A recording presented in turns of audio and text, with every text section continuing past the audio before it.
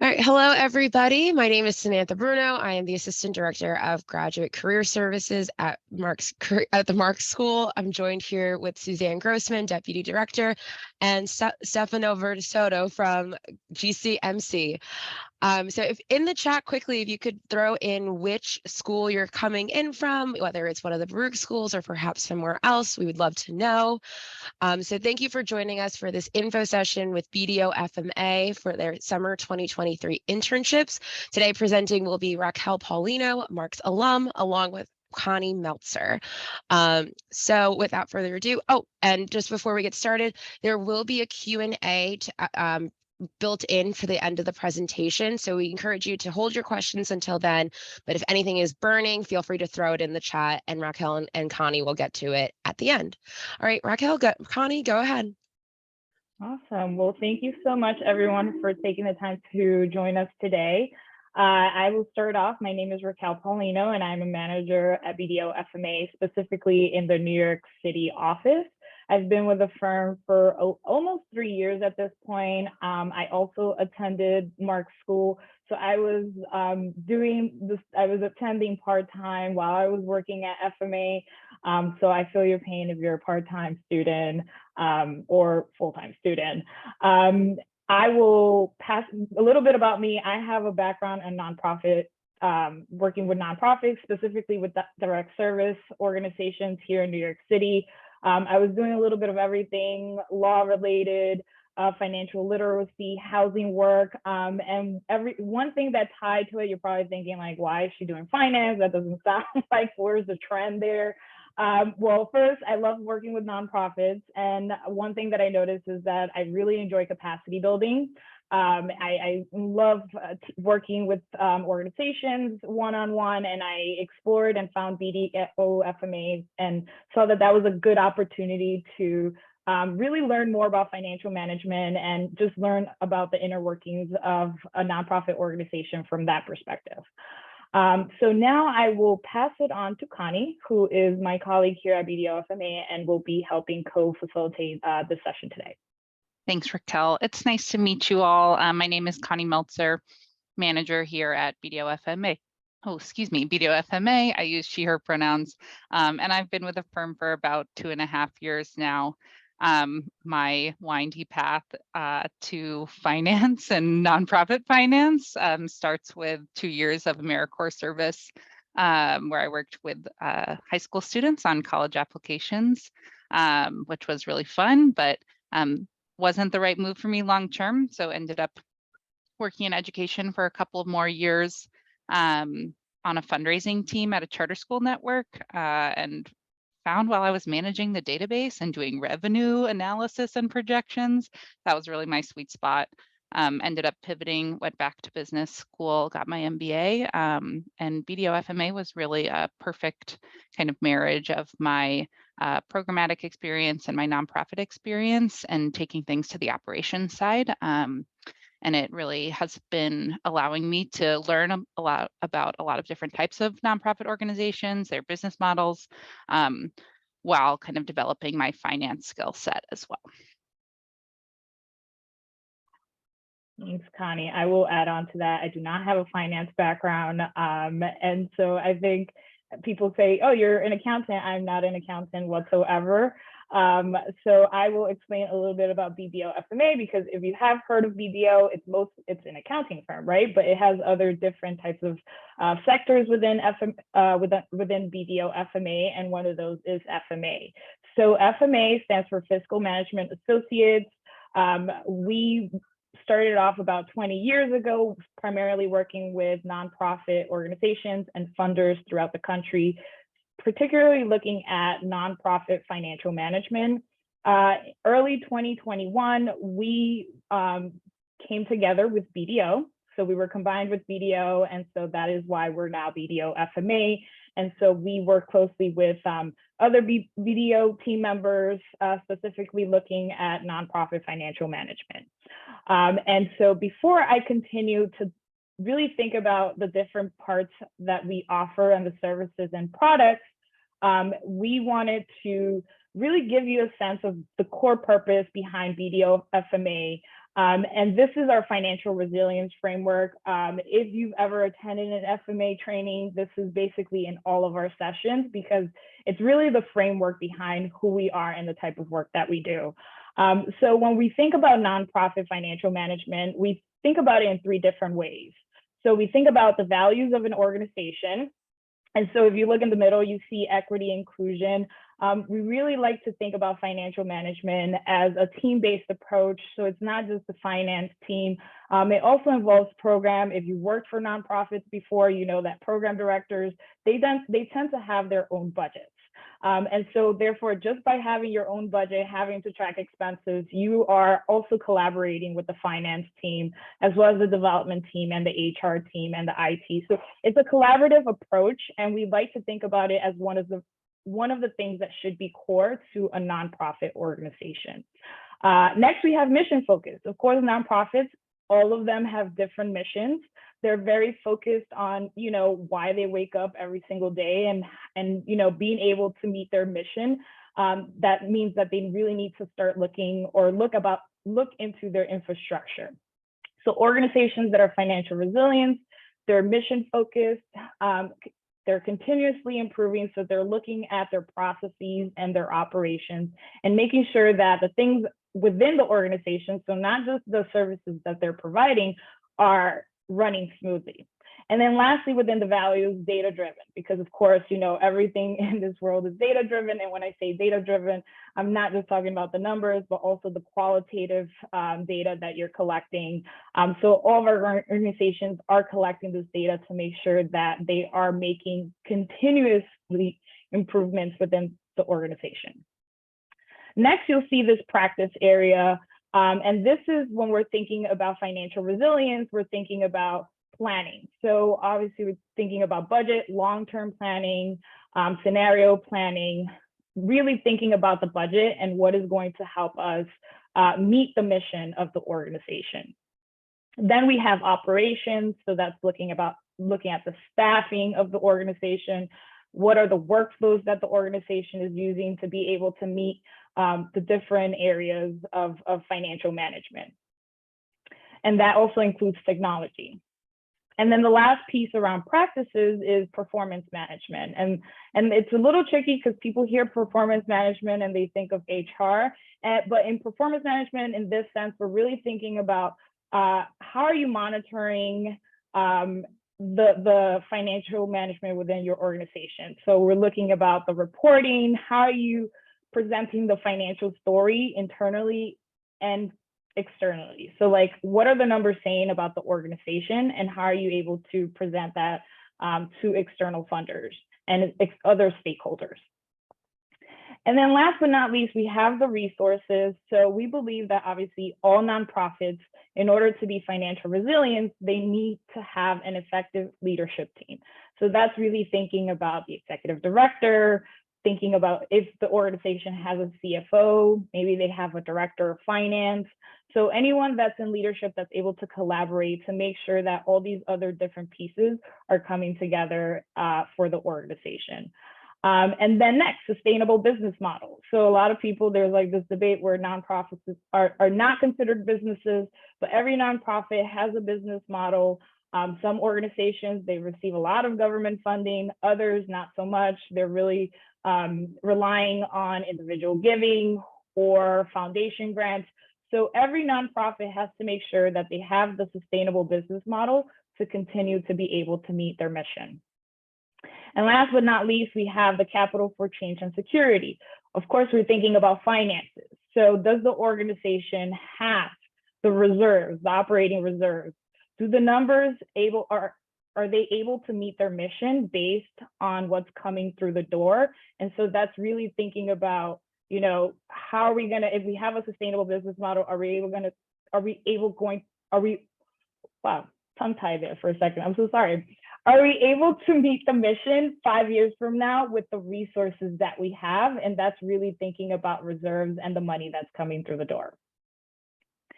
So I'm going to pause there. Obviously, this is a team approach and wanted to see if Connie has anything to add to that, since there's so much more that goes into these 3 different practice areas.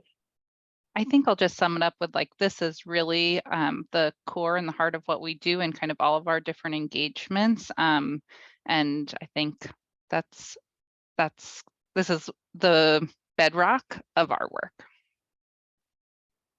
Thank you so much, Connie. And so this is where we also come in. A lot of organizations, they're in different states within the nonprofit life cycle. Some of them are small organizations, some of them are mid-sized organizations with small budgets, 1 million less, up to 10 million or larger. So all of them are in different stages within these three different levels of financial management.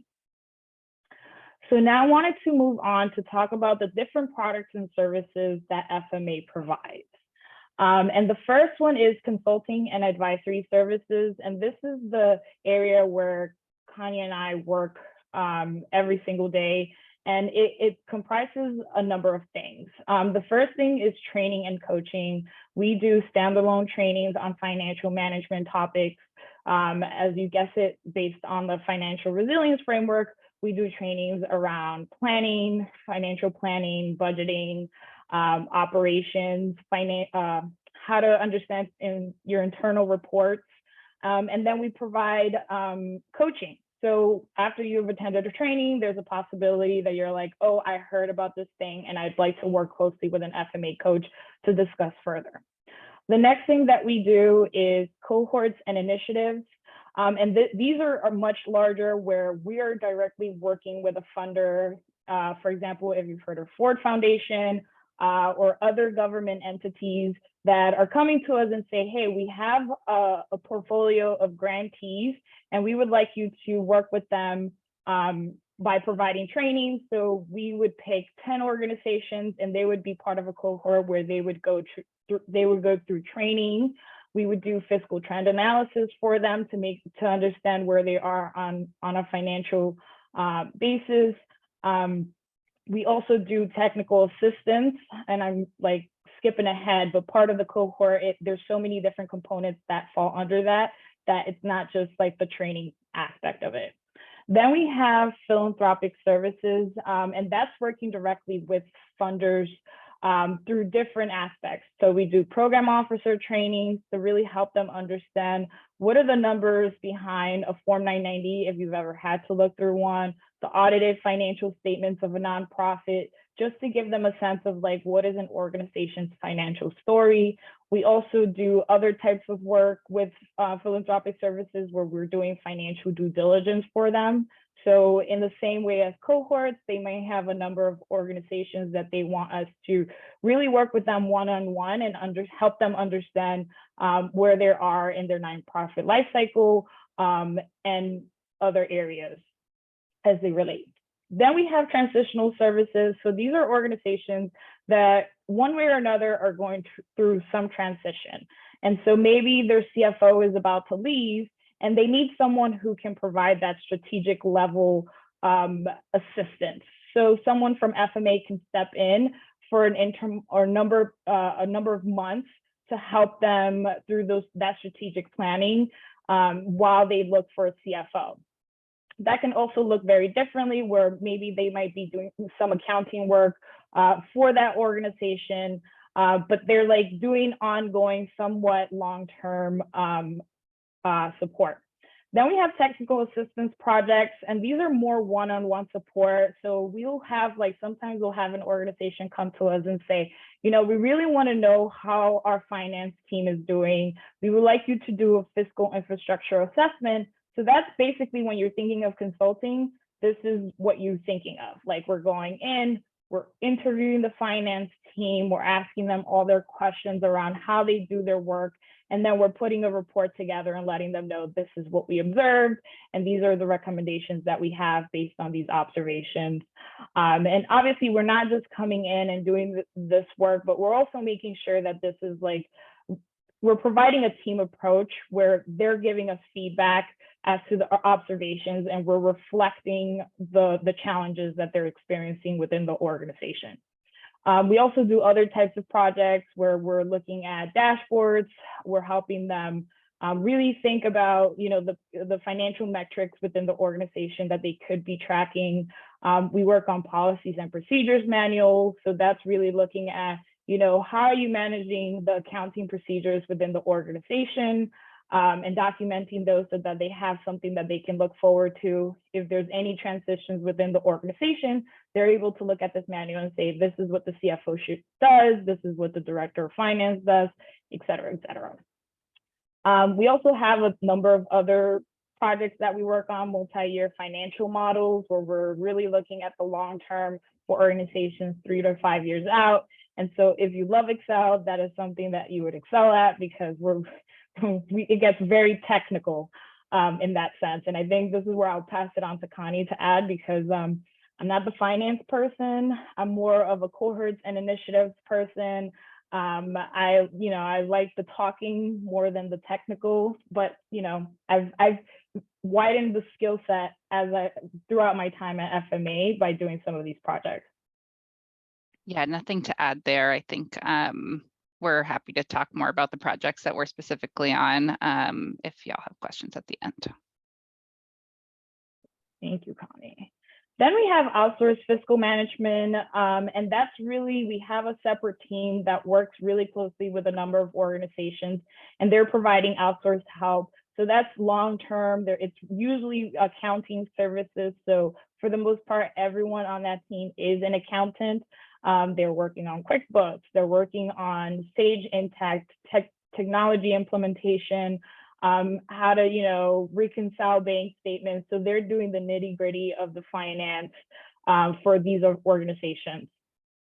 And last but not least, we have a program that's called Certified Nonprofit Accounting Professional, aka CNAP. And this is our virtual course.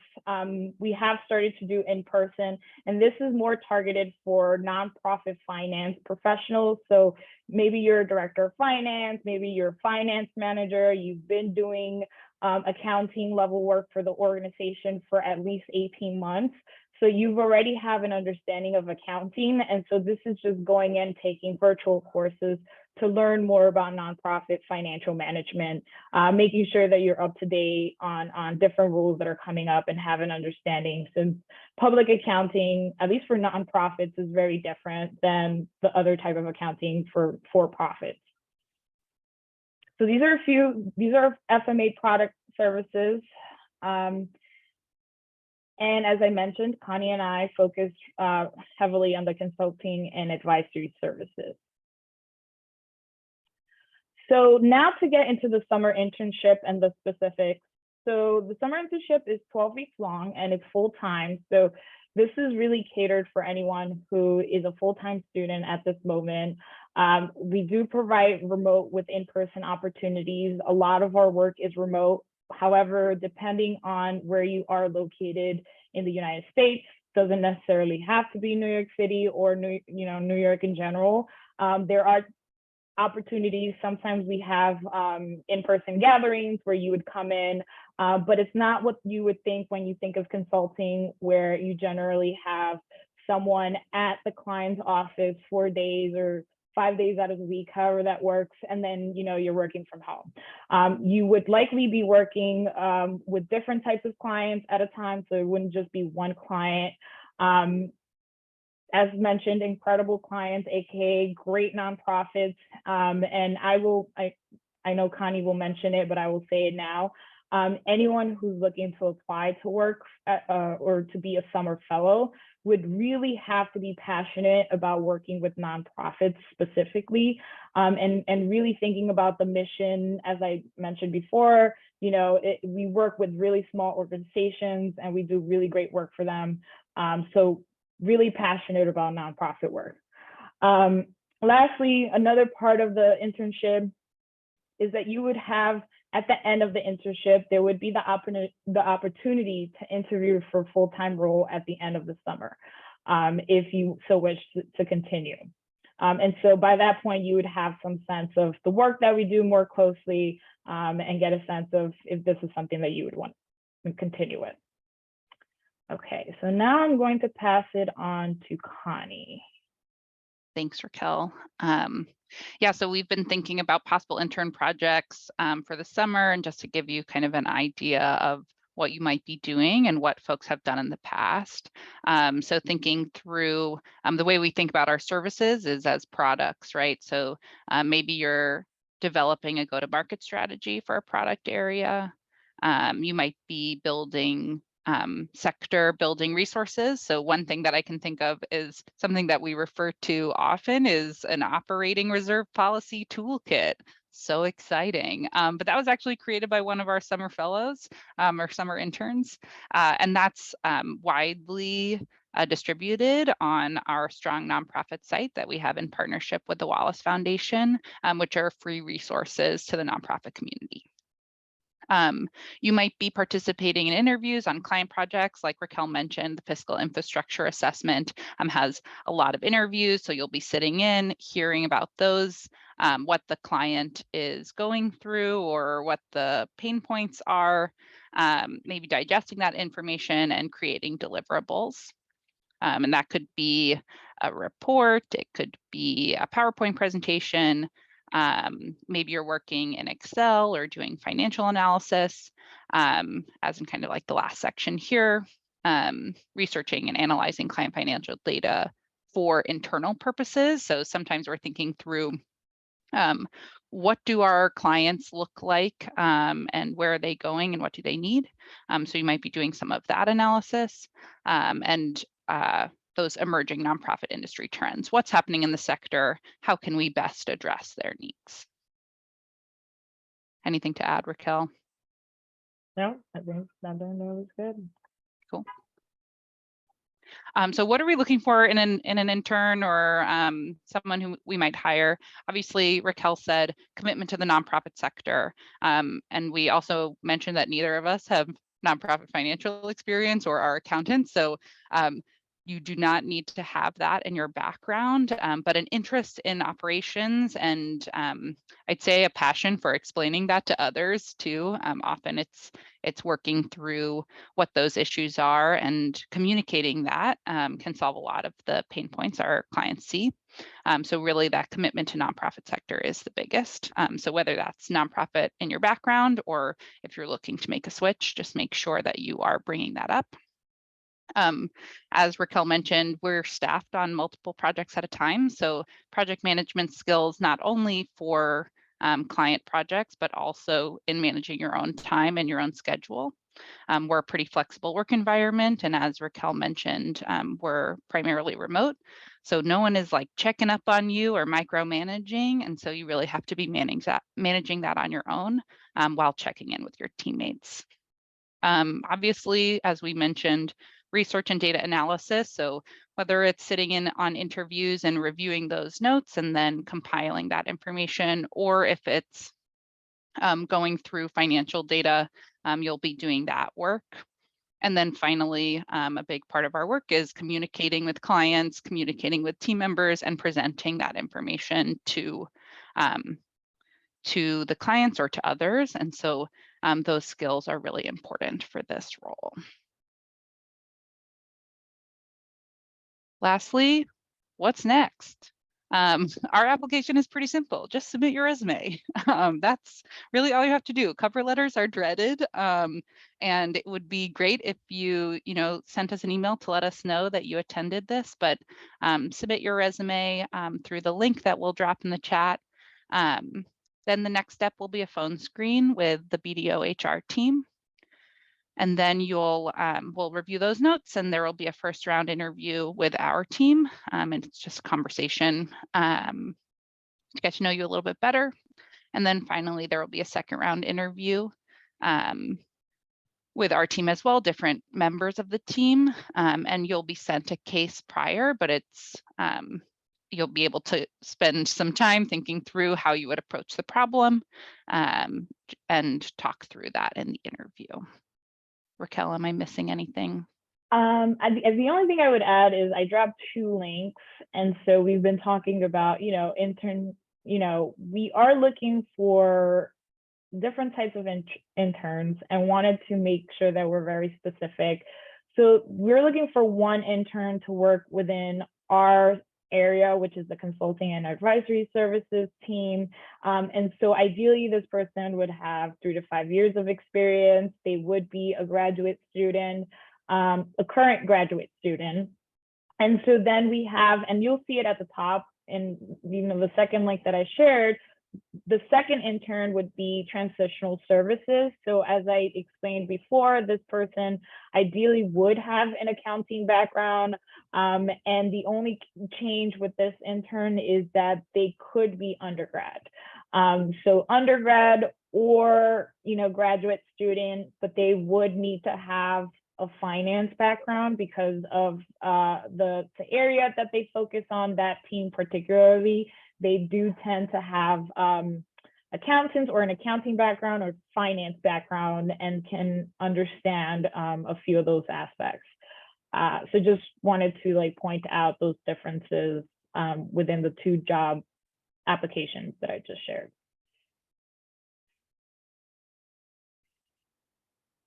Great. Okay. I So think now I feel like I should stop sharing my screen to see if you have any questions, but then at the same time, not sure if there's anything on the presentation that I feel like I should stay on that anyone has any questions about.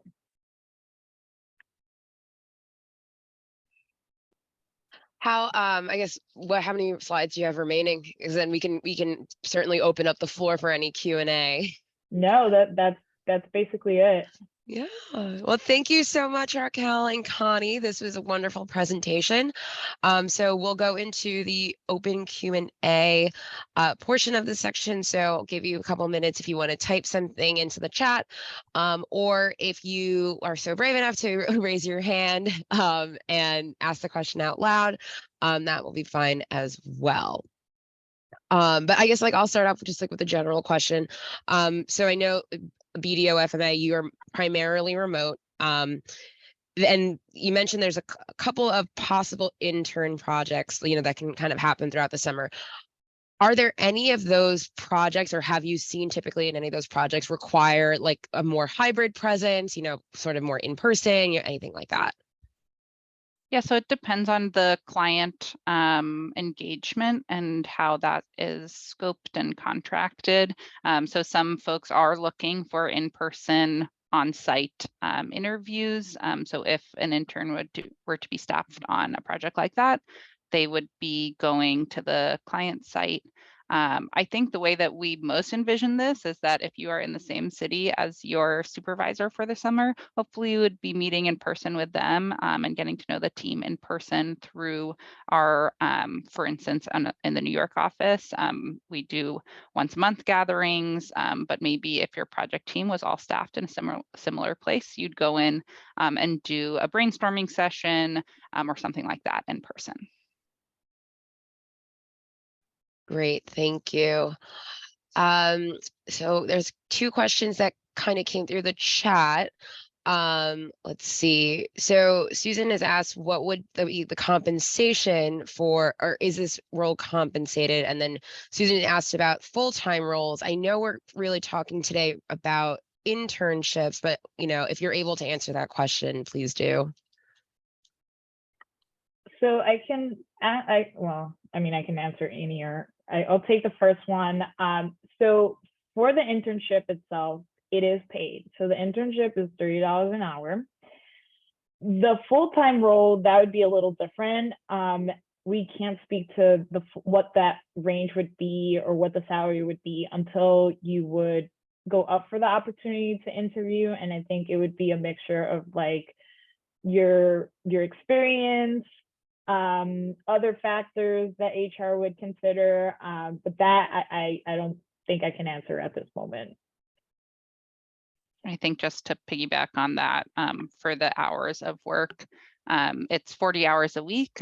Because we have a flexible work environment, you can set your hours as long as it works with your team. Generally, our team works 9 to 5-ish hours. But if you're working with, I tend to work 10 to 6 because I have quite a few California clients. So having the hour between 5 and 6 is helpful for scheduling meetings.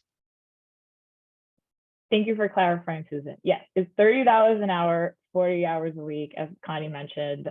And then I can get There's a question wondering if you're a public affairs major, I would apply for the first, which is, it just says, like, if you look at the link, the first link that I shared, that says FMA intern. So that's for the general intern that we're looking for. The transitional services intern, which the second link that I shared, that would be for any student who would need to have some type of accounting or finance background.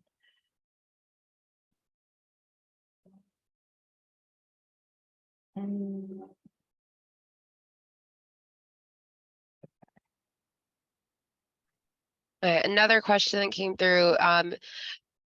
Lewis asked, hello, I understand this is a full-time internship, but what would be the hours of work? And I'm imagining that would also depend on the project and that you're assigned to and department you're working with. Yep. Yeah. So the hours of work, as I think that this is right, but I'm answering this, but again, it's kind of, you set your own hours. Most folks work 9 to 5 generally, based on their time zone. Yeah.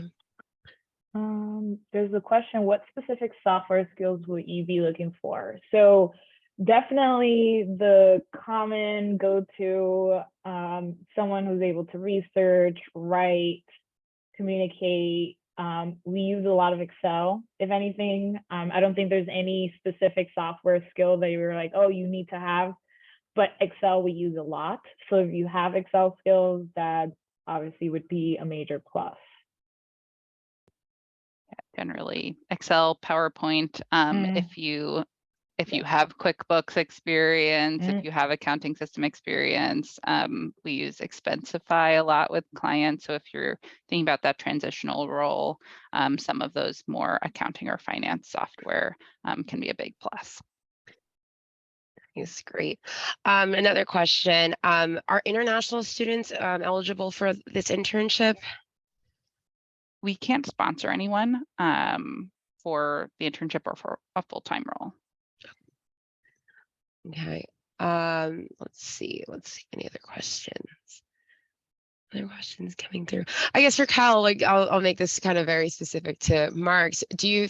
What sort of classes, or are there any specific classes or any specific skills that you had kind of picked up from the Mark School that you feel are very connected to your role at BDO FMA? So I was enrolled in Mark's before I got FMA. And I remember thinking like, oh, I need to go to grad school to get a job like this. So when I was interviewing, I had just taken budgeting with Raul Patek. I don't know if anyone's taken him. Yep, I have. And we had to do like a cost model analysis as one of the projects, which was golden because, you know, all the work that I had done up to that point, I was doing nonprofit work. You know, yeah, I was using Excel, but not for like anything other than like tracking information. I wasn't doing anything major with it. And so I think this was the first opportunity where I was like, okay, I need to build my skills around Excel. And so when I took his course, and it helped that it was around budgeting, I was able to use that model as, well, at the time, I don't know if it was the same for Connie, I had to present a piece of work. And that was something that I shared with FMA when I was applying. So I think budgeting helped. I think the other courses for me were like more so elective than requirements, like just an idea of like, what are people talking about as it relates to nonprofits in the field, in the sector in general. I took a lot of like fundraising and grants. I think that was one of my electives because we also do a lot of work around grants management. So if you have grants background, that's also great. We do look at that. So those are just two classes that I can really think about right now that were really good for me. Former school teachers. Connie. I can take this. We definitely have I think at least one former TFA teacher. So yeah, definitely some former educators on the team. I think clear instruction. Definitely, we're looking for folks to join our training team to become trainers full as like one of their specialties. So if you are able to teach a subject, that is fantastic. I also think that, if you're lesson planning, this is like, I'm thinking to my 2 years of lesson planning for an after school session with students, lesson planning, organizing your time, communicating one-on-one and building rapport. Those are all skills that are going to serve you well, both internally on small teams and as you're building rapport with clients. I hope that helps, Jeffrey.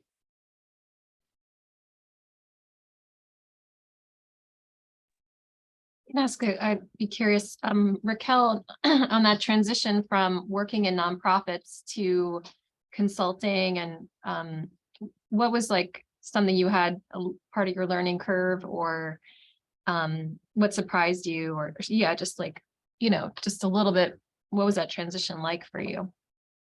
It was a lot. I'm used to doing one type of work. You work in a nonprofit, and some people, they're doing a lot of different things, especially if they're working at a small nonprofit. You might not just be doing one type of thing, but I was used to just focusing on one type of work, trying to excel at it, and then just continuing to do the same thing. So with consulting, it's very different. Project management is, obviously all those things that we mentioned in terms of skills and what would be helpful, but being able to manage multiple projects at the same time was an adjustment. I had to be really good at time management. Unfortunately, there is a bit of you have to sometimes work under pressure, which might not always be the case in a nonprofit. Obviously, all nonprofits are different. But if you just worked at nonprofit life and you're transitioning to consulting, there's a bit of like sometimes a corporate mentality, which I luckily can say that FMA does not have that corporate mentality. But because it's consulting, there are aspects of it that do translate into wow, yeah, I'm no longer at a nonprofit, and I have to manage my time appropriately, and I have to meet deliverables. You have to think about the clients, which I feel like sometimes at nonprofit, if you're not doing direct service work, you kind of lose that touch sometimes, especially if we're doing a lot of internal projects. You get a lot of leeway. At least that was the case for me. So yes, it was a big adjustment. It still is. I've been here for almost 3 years. I'm like, wait, yeah, but. Thank you. That's helpful. I'll say that one of my favorite things about working on lots of clients at the same time is I feel like I'm always learning. I'm continuously learning something new, whether it's like a new business model with a different type of nonprofit, a new service area. I have, in my 2.5 years, I have not done a policies and procedures manual, and I am embarking on one right now. I'm very excited about it. And I also find that like if I'm getting bogged down and work with one project and I need kind of like to pull myself out, there's always something else to do, and I can hop onto another project and say, okay, let me get this sorted and then come back with fresh eyes to that project as well. Great, thank you so much. Just gonna say, does anyone else have any other questions you want to throw in the chat really quickly? These have all been really wonderful. I guess while we're waiting to see if anyone has any questions, Raquel, Connie, do you have any last, any last thoughts, any helpful advice in the application process or tips on, working with BDO?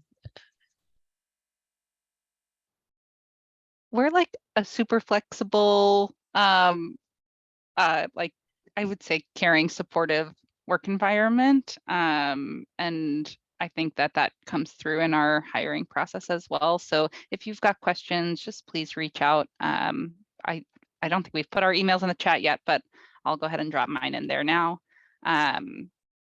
We're totally open to talking one-on-one if you prefer. I was about to, yes. Enter. And then Stefano had a question around when is our deadline. We are still receiving applications. We're still doing interviews. Ideally, we would have someone by March. Like we've confirmed who would be with us. So we are, I wouldn't wait until then, of course, to like submit anything. So I think we're rolling and we're Mhm. probably going to close things at the end of January. Great, wonderful. Well, thank you so much for being here. Everyone, if you could please help me give a round of applause to Raquel and Connie. If anyone has any questions, I will share a follow-up email with the recording and any resources that have been shared today in a follow-up email by tomorrow. So everybody, thank you. Have a great rest of your week. We'll be in touch. Thanks so thank you much. so much. Thanks, everyone.